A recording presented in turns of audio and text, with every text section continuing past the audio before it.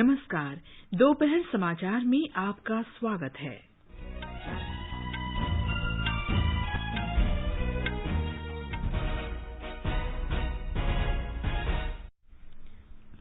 प्रधानमंत्री नरेंद्र मोदी ने कहा, उन्हें उम्मीद है कि कोविड-19 के बावजूद वर्ष 2024 तक देश को $50 खरब वाली अर्थव्यवस्था बनाने का लक्ष्य हासिल कर लिया जाएगा।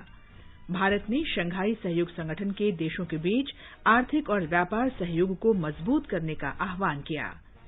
विदेश सचिव हर्षवर्धन श्रृंगला यूरोप के 3 देशों की यात्रा के पहले चरण में पेरिस पहुंचे। बिहार विधानसभा चुनाव के दूसरे और तीसरे चरण के लिए प्रचार चरम पर। कोविड-19 से स्वस्थ होने की दर लगभग 91% हुई। और आईपीएल क्रिकेट में आज दुबई में चेन्नई सुपर किंग्स का सामना कोलकाता नाइट राइडर्स से।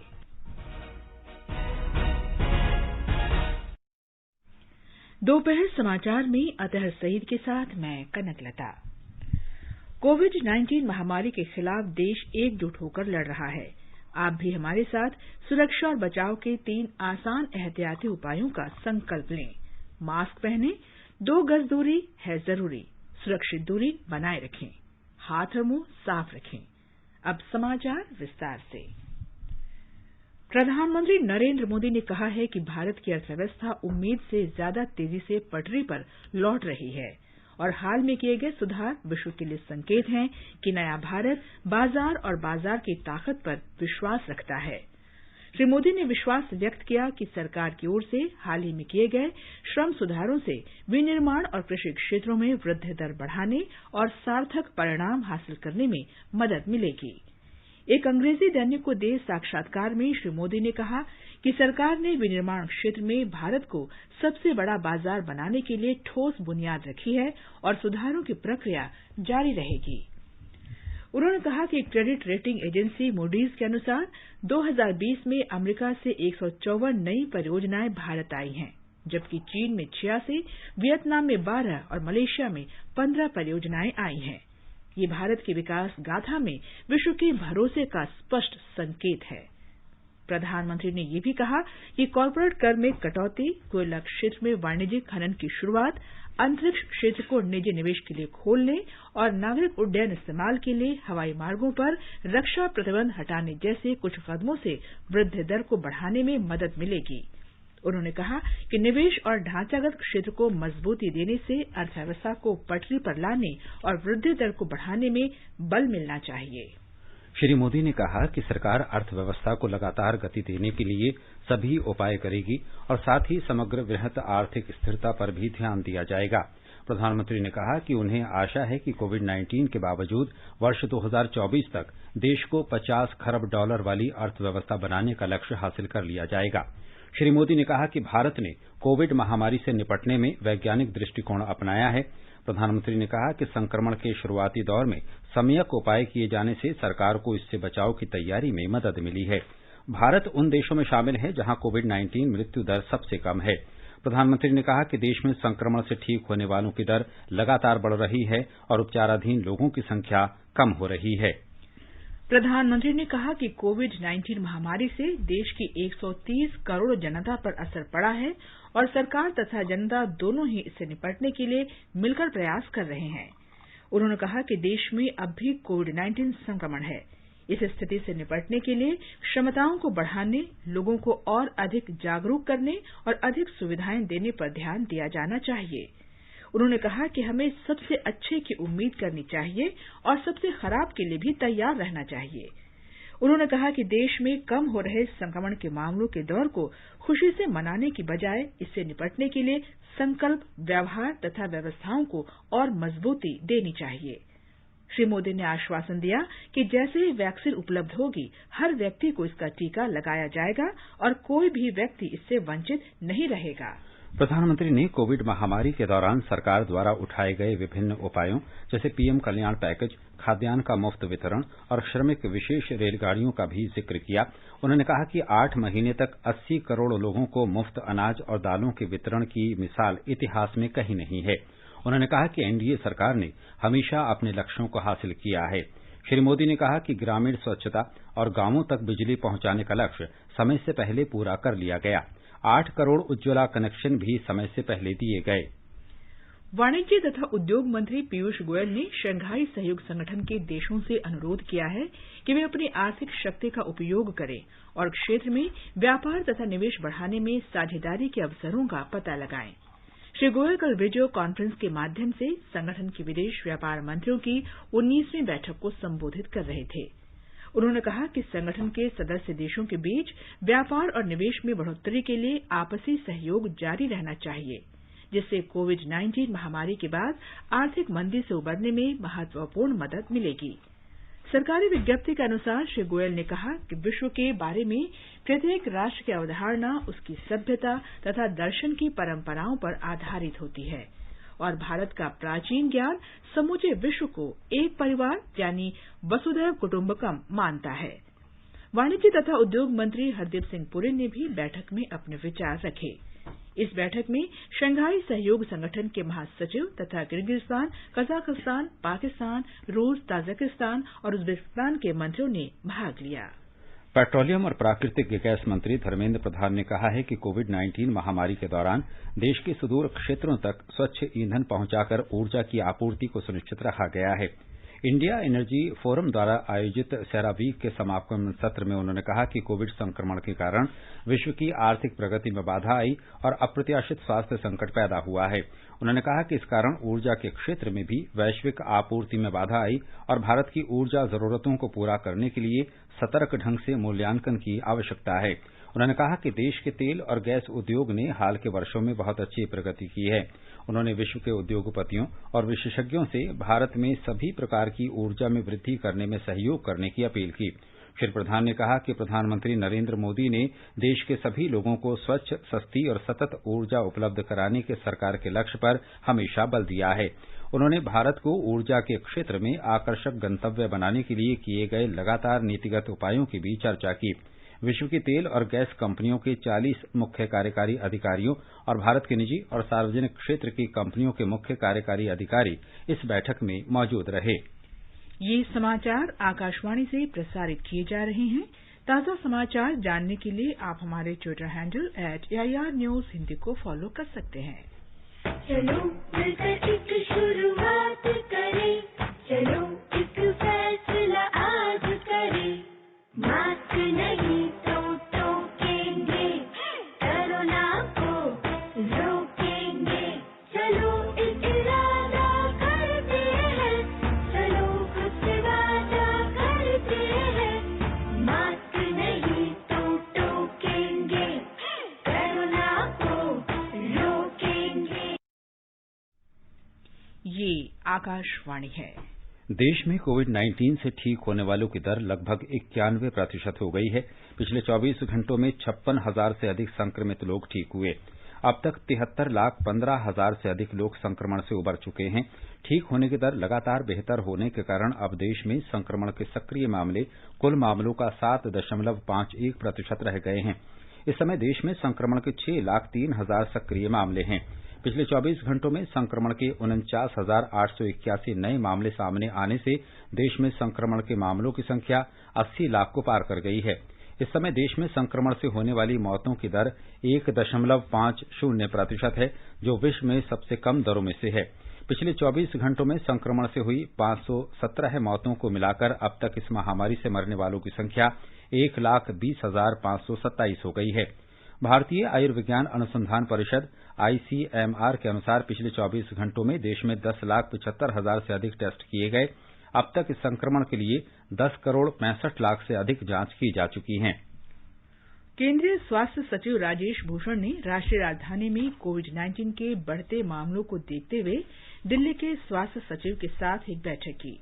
बैठक में दिल्ली सरकार के वरिष्ठ अधिकारी मौजूद थे। दिल्ली में हाल के दिनों में कोविड संक्रमण के मामलों की संख्या बढ़ी है।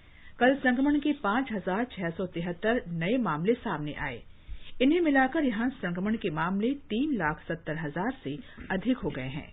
अब तक 3,34,000 लोग संक्रमण से ठीक भी हुए हैं।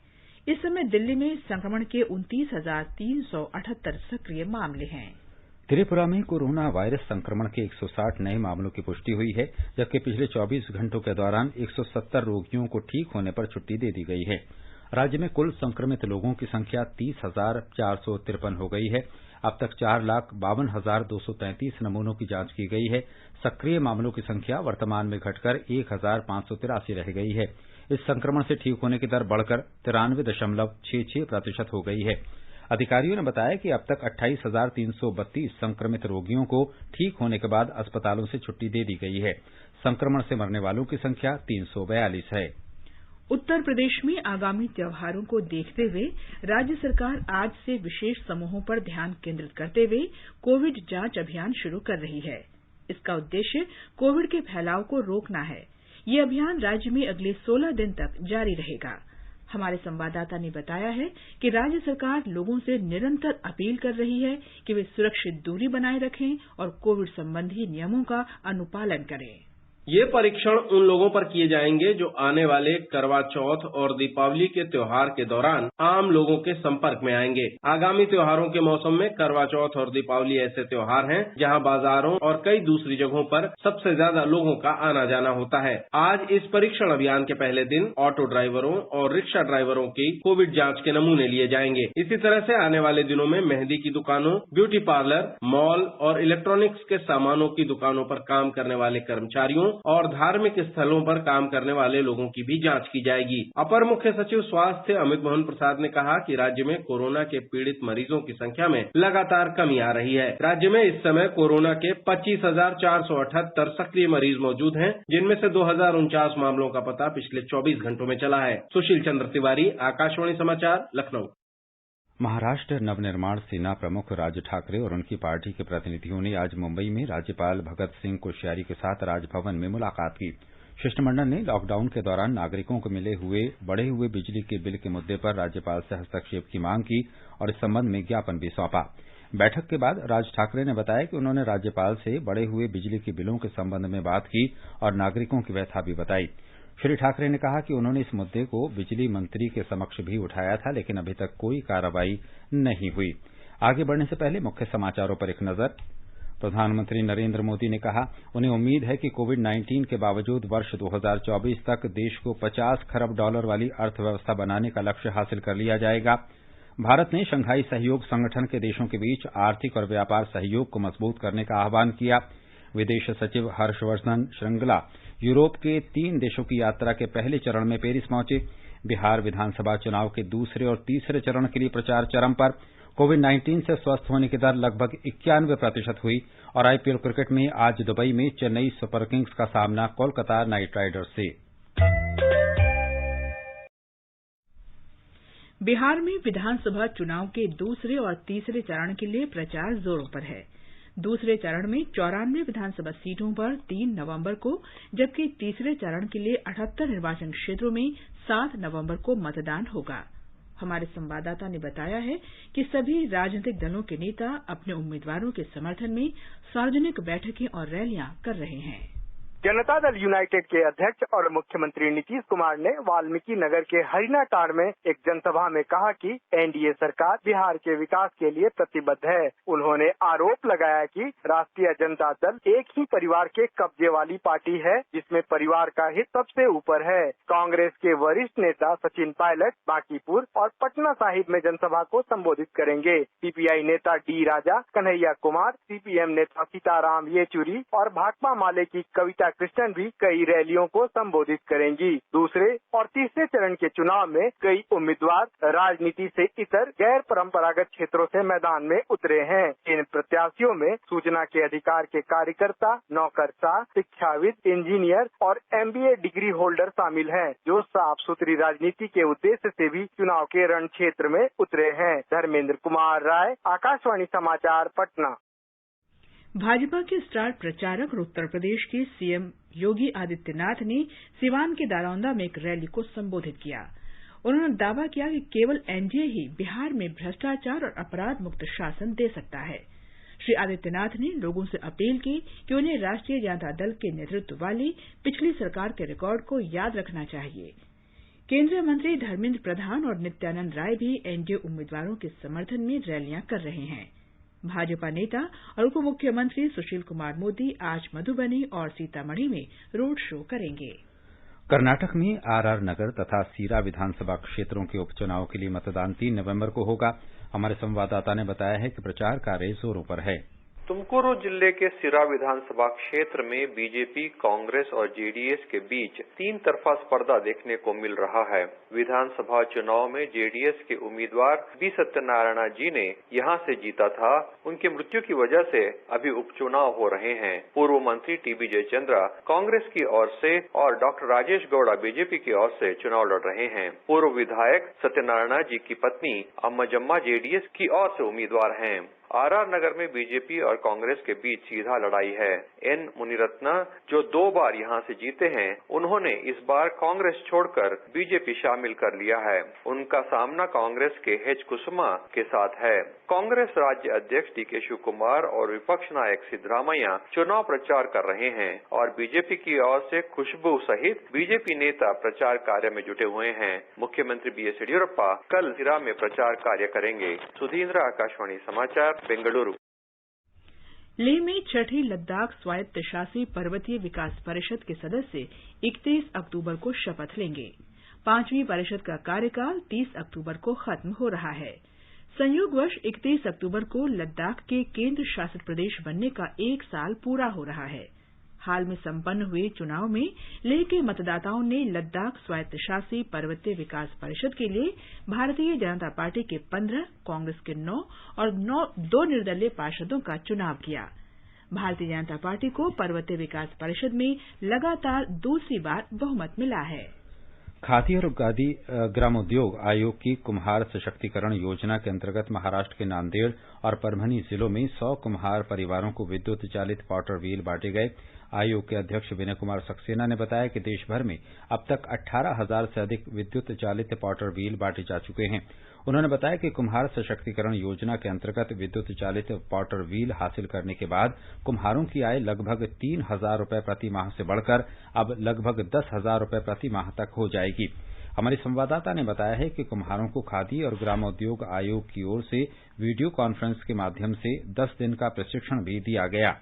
नांदेड़ के 10 गांव और परभनी जिले के 5 गांव के कुम्हारों को इलेक्ट्रिक पॉटर पहिए वितरित किए गए। इन उपकरणों के वितरण से समुदाय के कम से कम 400 सदस्यों को लाभ होगा। केवीआईसी की कुम्हार सशक्तिकरण योजना का उद्देश्य कुम्हार समुदाय को समुचित प्रशिक्षण और उपकरण वितरित करना है ताकि उनकी उत्पादकता और आय बढ़ाने में उनकी मदद हो। केंद्रीय मंत्री नितिन गडकरी ने पहियों का वितरण किया और योजना की सराहना करते हुए कहा कि यह योजना देश में कुम्हारों के जीवन को मजबूत करने और सुधारने के लिए स्वतंत्रता के बाद शुरू की गई अपनी तरह की पहली पहल है। उन्होंने आश्वासन दिया कि इस योजना को महाराष्ट्र के दूरदराज के क्षेत्रों और अन्य राज्यों में भी लागू किया जाएगा। निवेदिता, आकाशवाणी समाचार, मुंबई।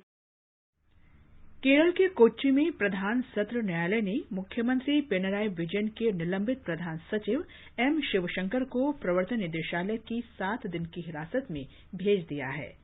प्रवर्तन निदेशालय ने शिवशंकर को कथित मनी लॉन्ड्रिंग मामले में तिरुवनंतपुरम से कल हिरासत में लिया था और कोच्चि में गिरफ्तारी दर्ज की। एम शिवशंकर इस मामले में 5वें आरोपी हैं। अदालत ने प्रवर्तन निदेशालय को जरूरत पड़ने पर शिवशंकर को आवश्यक इलाज उपलब्ध कराने का निर्देश दिया है। मामले की अगली सुनवाई 4 नवंबर को होगी। ये समाचार हमारी वेबसाइट newsonair.com/hindi और हमारे mobile app news on AIR पर भी उपलब्ध हैं।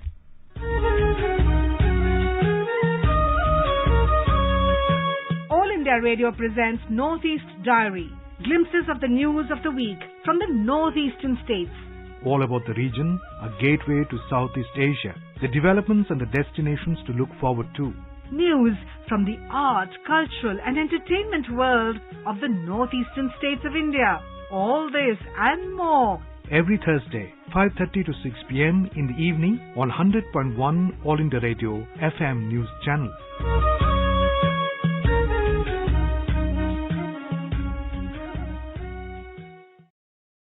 दोपहर समाचार में आपका फिर स्वागत है। विदेश सचिव हर्षवर्धन श्रृंगला यूरोप के 3 देशों की यात्रा के पहले चरण में पेरिस पहुंच गए हैं। वे फ्रांस, जर्मनी और ब्रिटेन की 7 दिन की यात्रा पर हैं। फ्रांस की 2 दिन की यात्रा के दौरान आपसी संबंध सुदृढ़ करने पर जोर रहेगा। फ्रांस चुनौतीपूर्ण समय में भारत का प्रमुख रणनीतिक साझेदार रहा है। श्री श्रृंगला फ्रांस के शीर्ष अधिकारियों और मीडिया के लोगों से भी बातचीत करेंगे। वे पेरिस से 31 अक्टूबर को बर्लिन और 3 नवंबर को लंदन पहुंचेंगे। यात्रा के दौरान विदेश सचिव द्विपक्षीय संबंधों की समीक्षा करेंगे और परस्पर हित के मुद्दों पर विचार करने के साथ तीनों देशों के विदेश सचिवों के साथ भारतीय दृष्टिकोण को साझा करेंगे। वे कारोबारी लोगों, शिक्षाविदों, बुद्धिजीवियों और मीडिया के लोगों से भी बातचीत करेंगे। विश्व का सबसे बड़ा नागरिक परिवहन विमान एंटोनोव AN 124 असम के बागजन में स्नबिंग की प्रक्रिया के लिए हाल ही में कोलकाता पहुंचा। आग लगने के बाद तेल कुएं को बंद करने पर ड्रिल पाइप डालने की प्रक्रिया को स्नबिंग कहते हैं। कनाडा से ये विमान 59,000 किलोग्राम सामग्री के साथ कोलकाता पहुंचा। विमान से विशेष स्नबिंग ट्रक को ट्रॉलर पर लादकर असम के बागजन ले जाया जा रहा है। इसके 7 दिन में बागजन पहुंचने की उम्मीद है। आकाशवाणी संवाददाता से बातचीत में ऑयल इंडिया लिमिटेड के प्रवक्ता त्रिदीप हजारिका ने बताया कि स्नबिंग यूनिट असम पहुंच चुकी है और नवंबर के दूसरे सप्ताह तक प्रक्रिया पूरी हो जाएगी। जो तमाम यहाँ पे एक्सपर्ट्स हैं अलर्ट के, वो हमें बताया है कि करीबन 2 सप्ताह भीतर वेल का फाइनल जो किलिंग प्रोग्राम है वेल किल होगा, फाइनल कंट्रोल में आएगा। उससे पहले हमारे ऑयल इंडिया के इंजीनियर्स ने गैस डाइवर्जन का जो एक कामयाब कोशिश किया है और वो सारा गैस डाइवर्जन अभी भी चल रहा है। सारा सेफ्टी पैरामीटर्स कंट्रोल में है। हम सब आशा करते हैं कि नवंबर की दूसरे सप्ताह तक सारे शुभचिंतक को, सारे स्टेक होल्डर्स को ऑयल इंडिया के और स्थानीय जो लोग हैं उनको हम ये खुशखबरी कह पाएंगे कि वेल फाइनली कंट्रोल हुआ है। गुजरात के पूर्व मुख्यमंत्री केशुभाई पटेल का आज सुबह निधन हो गया। वे 92 वर्ष के थे। पिछले महीने कोविड-19 से ठीक होने के बाद उनका स्वास्थ्य खराब हो गया था। उनके पुत्र भरत पटेल ने बताया कि उन्हें आज सुबह रक्त में ऑक्सीजन की मात्रा कम होने की शिकायत के बाद एक स्थानीय अस्पताल में भर्ती कराया गया था। हमारे संवाददाता ने बताया है कि श्री पटेल ने 1995 और 1998 से 2001 तक गुजरात के मुख्यमंत्री के रूप में कार्य किया। वे 6 बार विधानसभा के सदस्य रहे। गुजरात के मुख्यमंत्री विजय रूपाणी ने केशुभाई पटेल के निधन पर गहरा दुख व्यक्त किया है। राष्ट्रपति, प्रधानमंत्री, गृहमंत्री और सूचना तथा प्रसारण मंत्री ने भी केशुभाई पटेल के निधन पर संवेदना व्यक्त की है। एक संदेश में राष्ट्रपति रामनाथ कोविंद ने कहा कि श्री पटेल के निधन के साथ राष्ट्र ने एक महान नेता खो दिया है। उन्होंने कहा कि केशुभाई जी का लंबा सार्वजनिक जीवन करोड़ों लोगों के जीवन स्तर को बेहतर बनाने के लिए समर्पित था। प्रधानमंत्री नरेंद्र मोदी ने अपने संदेश में कहा कि वे केशुभाई पटेल के निधन का समाचार सुनकर बेहद दुखी हैं। श्री मोदी ने कहा कि केशुभाई अप्रतिम नेता थे, जिन्होंने समाज के हर वर्ग के लिए चिंता की और उनका जीवन गुजरात की प्रगति तथा हर गुजरातवासी को सशक्त बनाने के लिए समर्पित रहा। गृहमंत्री अमित शाह ने भी कहा कि केशुभाई का लंबा सार्वजनिक जीवन गुजरात के लोगों की सेवा के लिए समर्पित था। श्री प्रकाश जावड़ेकर ने भी केशुभाई पटेल के निधन पर गहरा दुख व्यक्त किया है। राष्ट्र 31 अक्टूबर को लौह पुरुष सरदार पटेल की 145वीं जयंती मनाएगा। इसी क्रम में आकाशवाणी अपने अभिलेखागार से भारत के लौह पुरुष के भाषणों के कुछ अंश प्रस्तुत कर रहा है।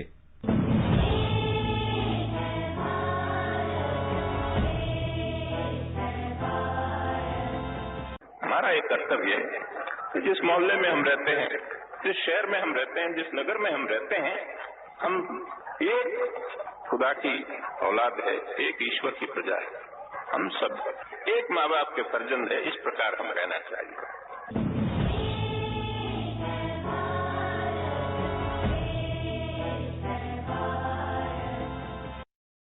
सरदार वल्लभ भाई पटेल की जयंती राष्ट्रीय एकता दिवस के रूप में मनाई जाएगी।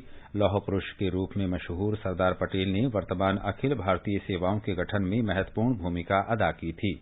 देश के स्वतंत्रता संग्राम और आजादी के बाद विभिन्न रियासतों के भारत में विलीनीकरण में सरदार साहब की भूमिका के बारे में सबको पता है, लेकिन उन्होंने देश में अखिल भारतीय सेवाओं के निर्माण में भी महत्वपूर्ण भूमिका निभाई थी, जिसे उन्होंने देश की मजबूत संरचना बताया था। इन सेवाओं के प्रोबेशनर्स को अपने संबोधन में उन्होंने दिन प्रतिदिन के प्रशासन में सेवा की भावना से प्रेरित होने के लिए कहा था। प्रशासन की अत्यधिक निष्पक्षता और ईमानदारी को बनाए रखने के लिए प्रोबेशनर्स को उनका उद्बोधन आज भी प्रासंगिक है। सरदार पटेल ही वो व्यक्ति थे जिन्होंने स्वतंत्रता के बाद के भारत में अखिल भारतीय सेवाओं की महत्वपूर्ण भूमिका की कल्पना की थी। कॉन्स्टिट्यूएंट असेंबली को अपने संबोधन के दौरान उन्होंने कहा था कि अखिल भारतीय सेवाओं की भूमिका केवल कानून और व्यवस्था बनाए रखने की नहीं है, बल्कि समाज को बाध्यकारी गुण प्रदान करने वाली संस्थाओं को चलाना भी है। वर्तमान समय में अखिल भारतीय प्रशासनिक सेवा का मूल सरदार पटेल की बुद्धिमत्ता में पड़ा है। इस प्रकार उन्हें आधुनिक अखिल भारतीय सेवाओं का जनक भी माना जाता है। योगेश पंड्या, आकाशवाणी समाचार, अहमदाबाद।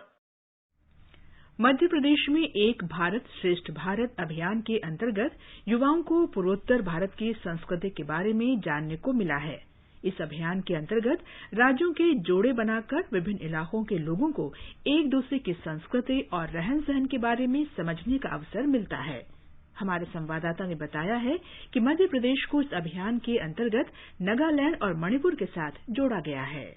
एक भारत श्रेष्ठ भारत कार्यक्रम का आयोजन रानी दुर्गावती विश्वविद्यालय जबलपुर की एनएसएस इकाई द्वारा किया गया था। कार्यक्रम के दौरान नागालैंड और मणिपुर के छात्रों ने अपनी सांस्कृतिक प्रस्तुतियों द्वारा अपनी भाषा, संस्कृति और खान पान की विशेषताओं को साझा किया। साथ ही मध्य प्रदेश के छात्रों ने पूर्वोत्तर राज्यों के छात्रों को वीडियो और पीपीटी के माध्यम से अपने राज्य की विविधताओं के बारे में बताया। कार्यक्रम के समन्वयक अशोक मराठे ने कहा कि ऐसे कार्यक्रमों से देश की एकता और अखंडता मजबूत होती है। हमारे मध्य प्रदेश का जो पीयर स्टेट है वह मणिपुर और नागालैंड है। तो मणिपुर और नागालैंड में जो संस्कृति है, वहाँ के रहन सहन का स्तर, खान पान का तौर तरीका, वहाँ के नृत्य, गायन शैली, सांस्कृतिक वहाँ की जो गतिविधियाँ हैं और वहाँ की जो भौगोलिक विशेषताएं हैं, उससे हमारे मध्य प्रदेश के बच्चे परिचित हों। साथ ही साथ मध्य प्रदेश की जो सांस्कृतिक विरासत है, यहाँ की जो सांस्कृतिक धरा है, वहाँ के लोग जान पाए, यह उद्देश्य से यह कार्यक्रम संचालित किया जा रहा है।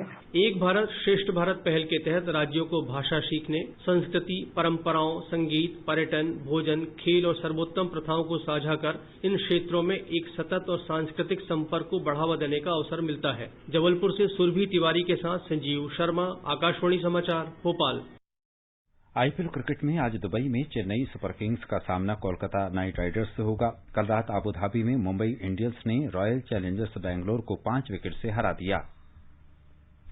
और अब एक नजर आज के मौसम पर।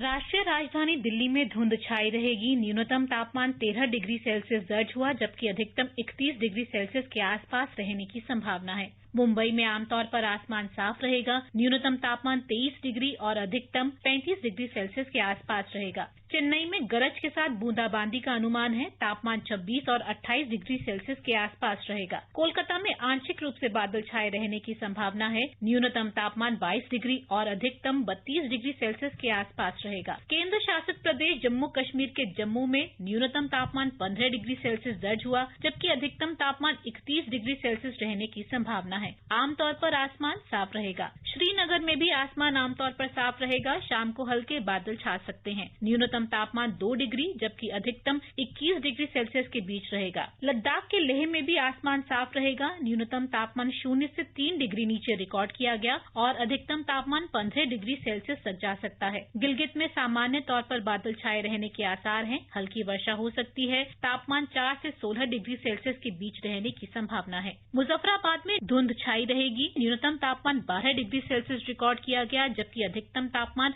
24 डिग्री सेल्सियस रहने का अनुमान है। गुवाहाटी में धुंध रहने का अनुमान है। न्यूनतम तापमान 22 डिग्री सेल्सियस दर्ज किया गया और अधिकतम 33 डिग्री सेल्सियस रहने का अनुमान है। समाचार कक्ष से प्रियंका अरोड़ा। दिल्ली में वायु गुणवत्ता आज सुबह भी बहुत खराब की श्रेणी में दर्ज की गई। केंद्रीय प्रदूषण नियंत्रण बोर्ड के अनुसार सुबह 10 बजे इसे 397 सूचकांक पर मापा गया। वायु गुणवत्ता और मौसम अनुसंधान सफर के अनुसार कल भी वायु गुणवत्ता का यही स्तर बना रह सकता है। अंत में मुख्य समाचार एक बार फिर। प्रधानमंत्री नरेंद्र मोदी ने कहा, उन्हें उम्मीद है कि कोविड-19 के बावजूद वर्ष 2024 तक देश को 50 खरब डॉलर वाली अर्थव्यवस्था बनाने का लक्ष्य हासिल कर लिया जाएगा। भारत ने शंघाई सहयोग संगठन के देशों के बीच आर्थिक और व्यापार सहयोग को मजबूत करने का आह्वान किया। विदेश सचिव हर्षवर्धन श्रृंगला यूरोप के 3 देशों की यात्रा के पहले चरण में पेरिस पहुंचे। बिहार विधानसभा चुनाव के दूसरे और तीसरे चरण के लिए प्रचार चरम पर। कोविड-19 से स्वस्थ होने की दर लगभग 91% हुई। और आईपीएल क्रिकेट में आज दुबई में चेन्नई सुपर किंग्स का सामना कोलकाता नाइट राइडर्स से। इसके साथ ही दोपहर समाचार का ये अंक समाप्त हुआ। नमस्कार।